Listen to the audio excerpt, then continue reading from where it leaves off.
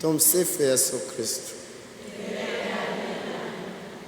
Kuna mtu nilikuwa namwambia kwamba sauti yangu leo sio nzuri. Yeye akasema hiyo ndio sauti ya zege. Eti mama zangu, hiyo ndio sauti ya zege? Basi tutaelewana. Niombe tusimame tuimbe ule wimbo wa kiumbe mwenye nguvu, sijui unaitwaje.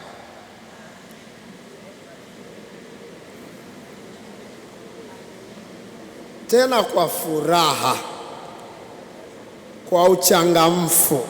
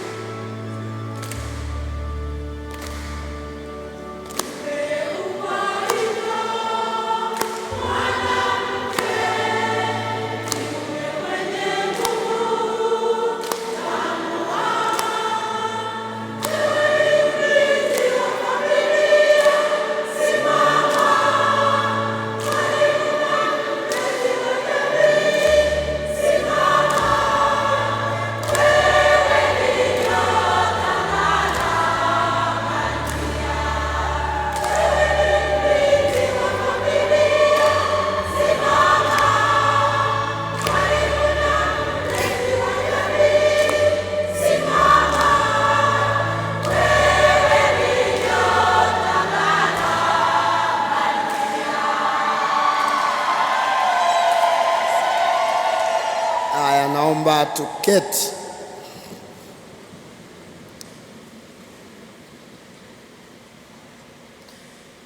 Basi mtu yeyote atakayevunja amri moja katika hizo zilizo ndogo na kuwafundisha watu hivyo, ataitwa mdogo kabisa katika ufalme wa mbinguni. Ndugu zangu, mama zangu, masomo haya ni ya Jumatano ya juma la tatu la Kwaresma, ambayo nimependa kuyachagua kwa ajili yenu, kwa ajili ya siku hii. Yanaeleza juu ya amri ama fundisho la Mwenyezi Mungu, fundisho ambalo Mwenyezi Mungu alimeliweka katika maandiko tangu kale, kama tulivyosikia katika somo la kwanza, Kumbukumbu la Torati,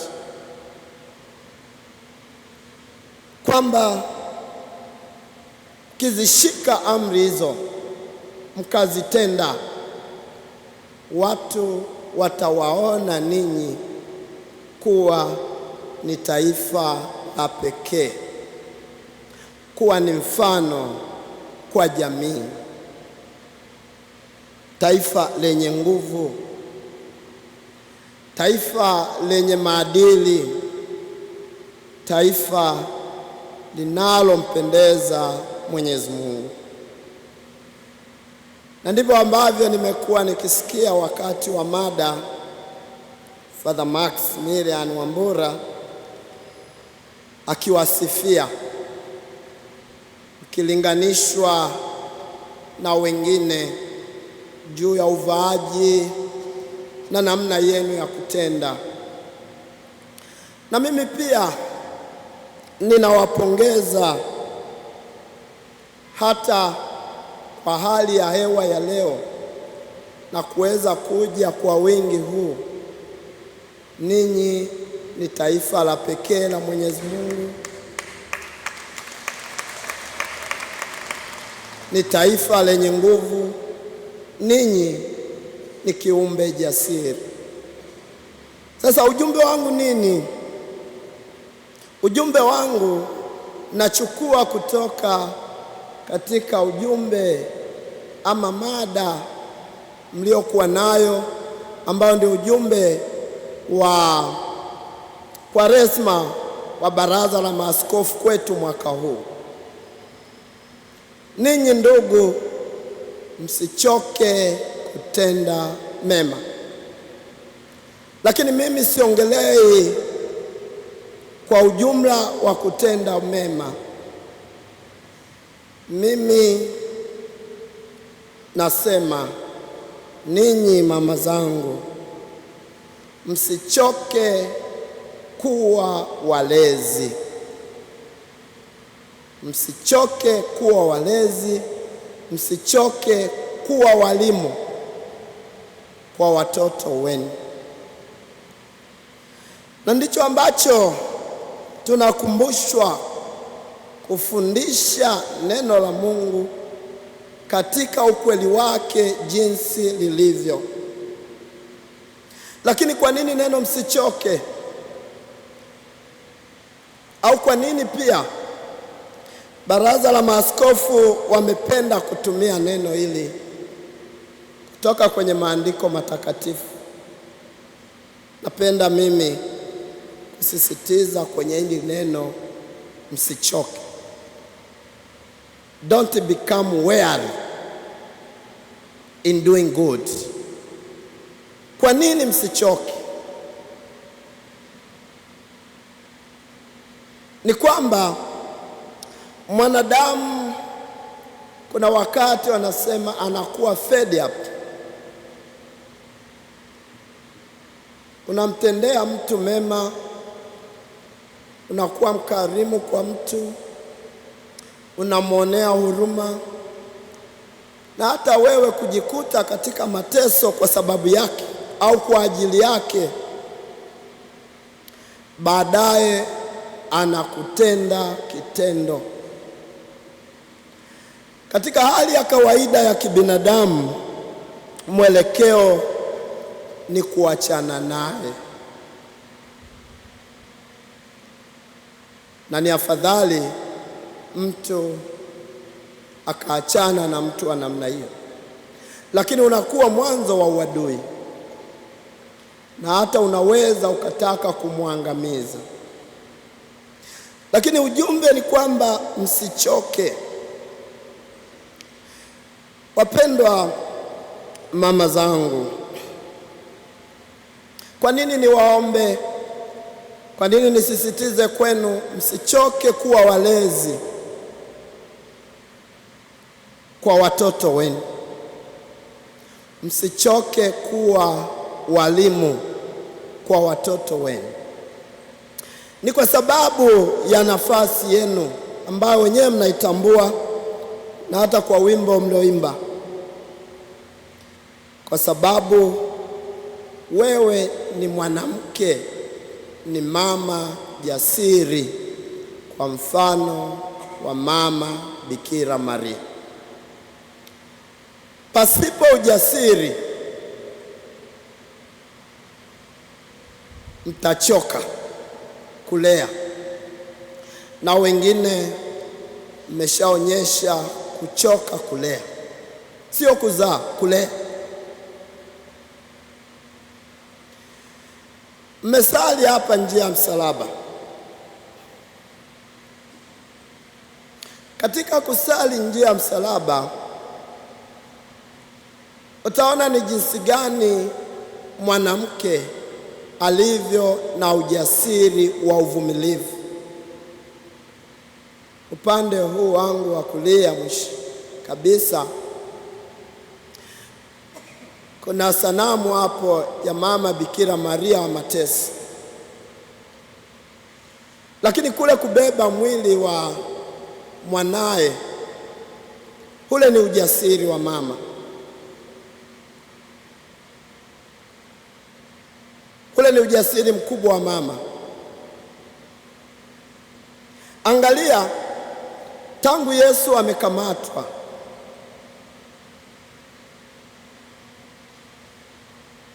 huyu Petro anaulizwa tu, je, wewe ni mmojawapo wa mtu huyu? Anajibu nini? simjui mtu. Tena anasema mtu huyo, alau angesema simjui huyo Yesu. Petro. Lakini kituo cha 4, Yesu anakutana na mama yake. Kituo cha 6, Veronika anapangusa uso wa Yesu. Sasa suala sio kukutana na mama yake. Suala nataka kuongelea sio Veronika kupangusa uso wa Yesu. Lakini kituo cha 8, akina mama wanamlilia nani? Yesu. Sitaki kuongelea akina mama kumlilia Yesu. Lakini pia katika kituo cha 10, pale Yesu anapokufa msalabani, ukisoma tunaambiwa maandiko matakatifu, katika msalaba wake Yesu alikuwepo mama yake, alikuwepo Mariamu wa Klopa na Mariamu Magdalene. Utaona katika safari yote hiyo ya mateso ya Kristo, akina baba hawatajwi sana. Ni kwa sababu gani?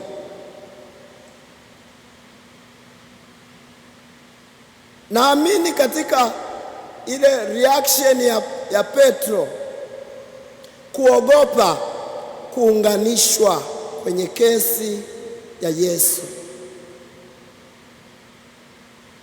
Manake ukisema mimi ni mmoja wao, maana na hiyo kesi inakuhusu, si ndio? Lakini mama Bikira Maria alienenda kwa ukaribu katika mateso ya Yesu, na bila kujali aunganishwe kwenye kesi ama asiunganishwe. Hali kadhalika Veronika, kule kupangusa uso wa Yesu sio ujasiri wa Veronika, ila kule kwenda. Naelewa Yesu hapo yupo kati ya watesaji.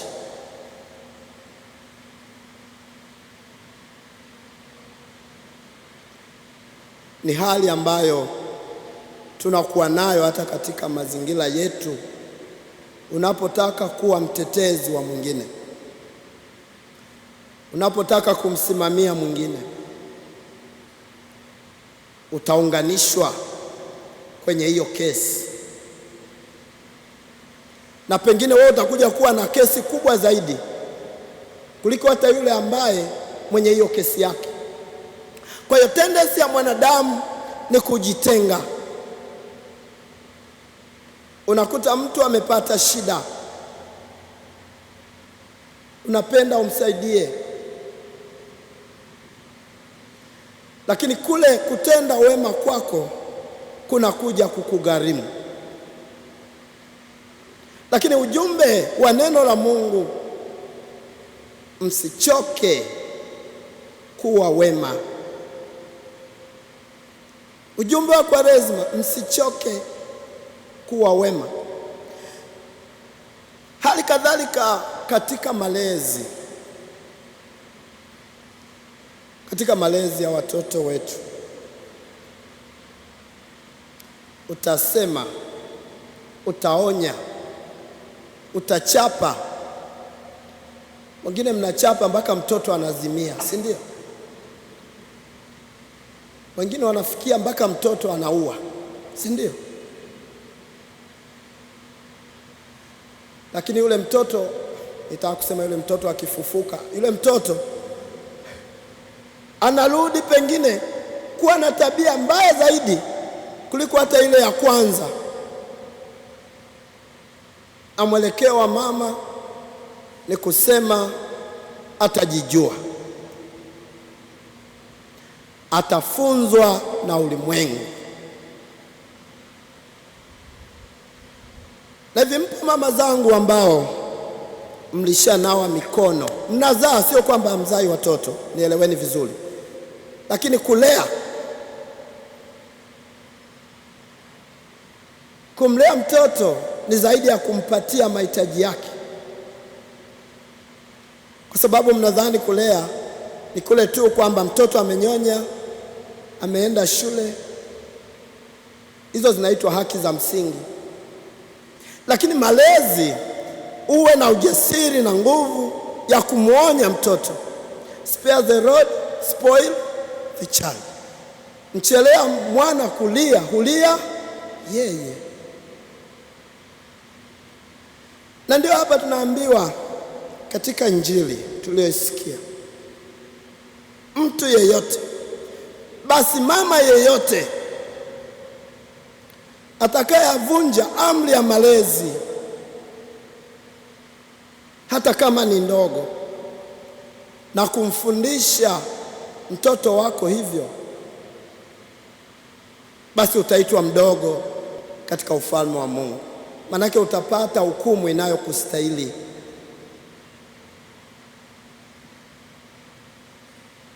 Wapendwa mama zangu, ulimwengu unatufanya tulee watoto, tutimize wajibu wetu vile unavyotaka. Nasi wengi wetu tumeshakuwa victims wa jinsi ulimwengu unavyotaka tulee watoto.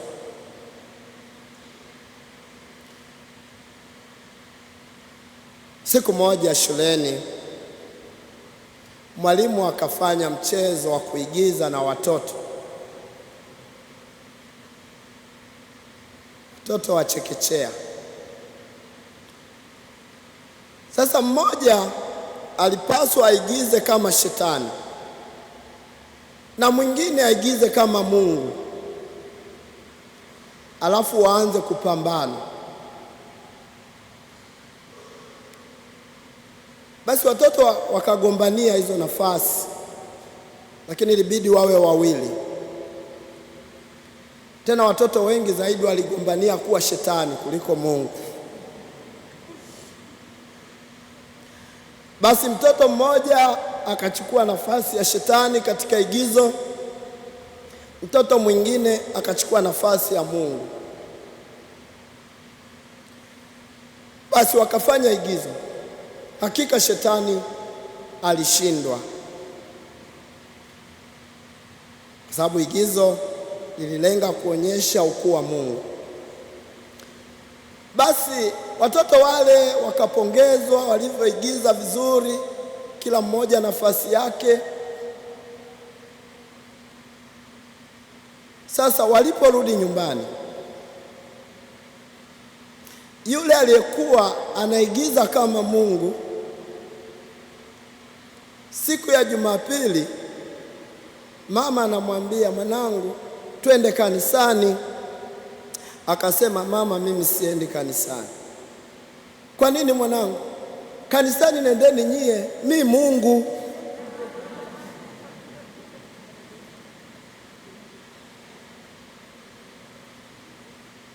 Yule mtoto mwingine aliyeigiza kama shetani, tangu aliporudi nyumbani hakula chakula. Kamwambia, mama, mimi najisikia vibaya sana. Nini? Mi shetani. Mama alifunga kibwebwe mpaka kwa mwalimu. Lakini na huyu mwingine naye, yule mama mtoto wake aliyeitwa shetani alienda Ijumaa ile ile shuleni. Huyu ambaye mtoto wake alisema yeye Mungu aendi kusali, mama akaenda Jumatatu. Lakini swali kwa mwalimu, umemfanyaje mtoto wangu? Na ndio hata nyinyi, mtoto akirudi amechubuka kidogo, kibwebwe, si ndio? gauni linageuka kibwebwe mpaka kwa mwalimu. Lakini ujumbe wangu ni nini kwa mfano huu? Watoto wana mwelekeo wa kukopi na kupesti. Hiyo mwelewe, wapendwa mama zangu. Mwelekeo wa mtoto ni kukopi na kupesti. Kuna katoto kamoja kwenye mafundisho haya ya komunio ya kwanza, kakike, kana namna fulani ya kutembea. Sasa labda wengine msinione, lakini akitembea anajibinua hivi.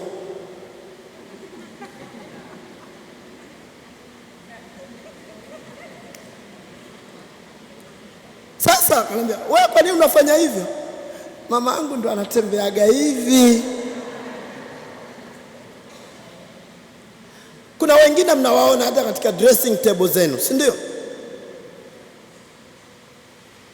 Mtoto ana mwelekeo huo wa kukopi na kupesti.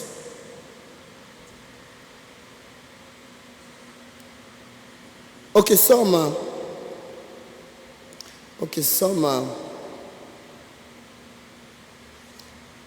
kitabu cha Mithali, na nyinyi mama zangu mjaliwe hekima ya malezi kwa kupenda mara kwa mara kusoma kitabu cha Mithali. Kitabu cha Mithali ni kitabu hicho katika Biblia, ni kitabu cha malezi na maonyo, mafundisho, makemeo na pongezi kwa mtoto. Ni kitabu cha Mithali sura 22 mstari wa 15, nasema ujinga umefungwa ndani ya moyo wa mtoto, lakini fimbo ya adhabu itaufukuzia mbali.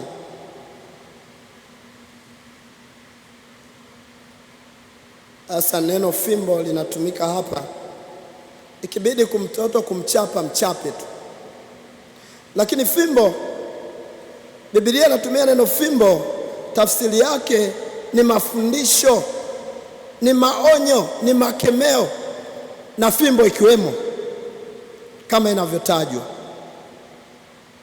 Lakini sio fimbo kuchapa tu daima.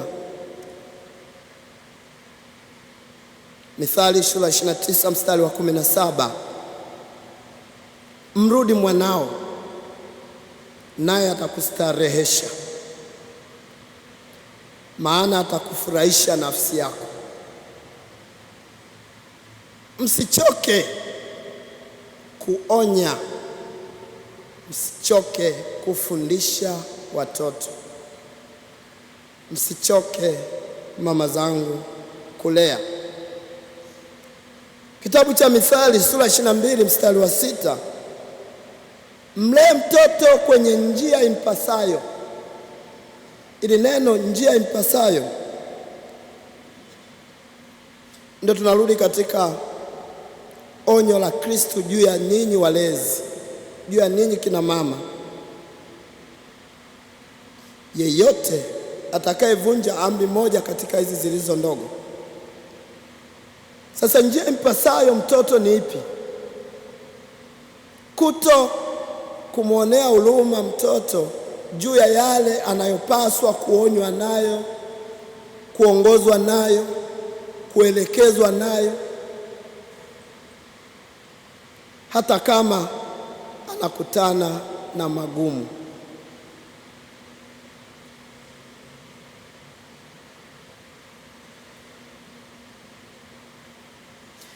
Na ukishamwekea mtoto misingi hiyo, kitabu cha Mithali kinasema naye hata iacha hata atakapokuwa mzee.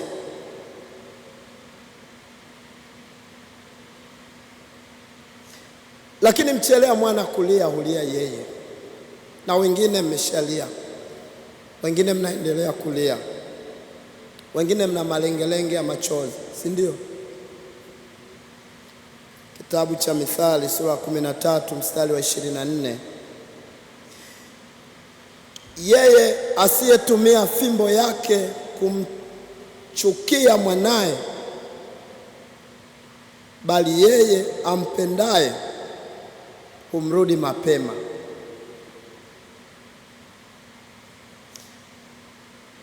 Mithali 29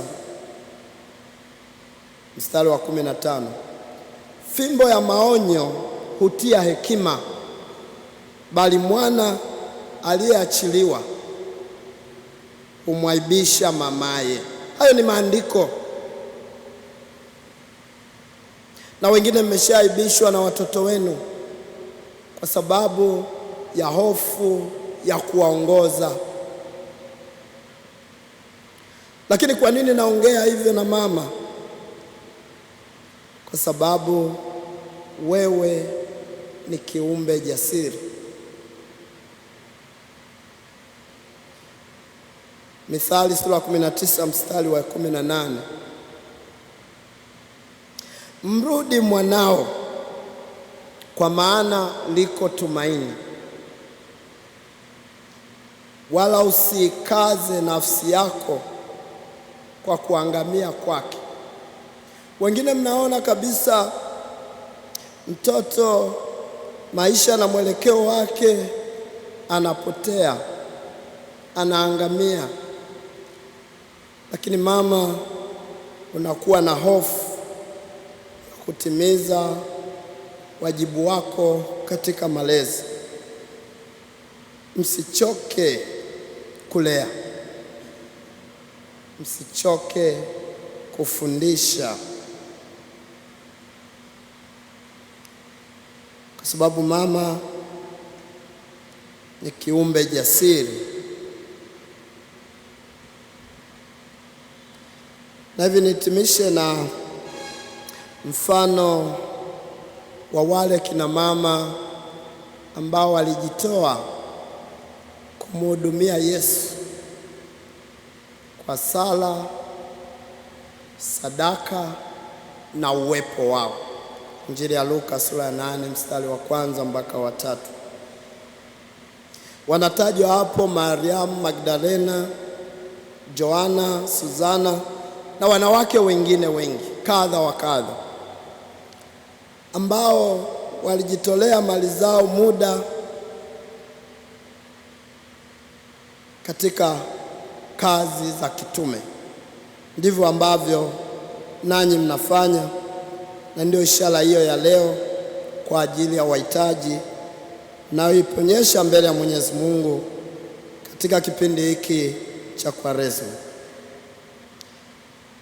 Basi katika ujasiri huo, ujasiri wa mama unaweza ukawa ni anguko ama maangamizo katika ulimwengu ama kwa wengine. Mtumie ujasiri huo katika yanayompendeza Mwenyezi Mungu. Wengine ujasiri huo wanautumia hata kuua. Unaweza kuua kwa njia ya kutoa mimba kwako is not an issue. Kuna kina mama wengine na ujasiri huo, and more than once.